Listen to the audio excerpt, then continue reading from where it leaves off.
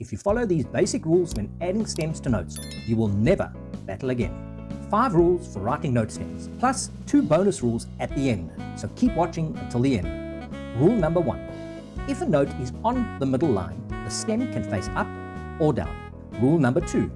If a note is below the middle line, the stem will face upwards. Rule number 3.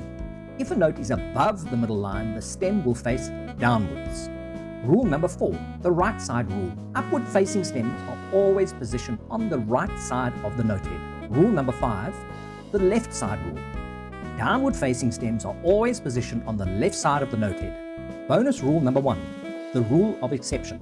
The position of stems can be adapted when the notes are written in groups. In the example below, the last note stem should face up, but it faces down due to the position in the group. Bonus rule number 2, the rule of length.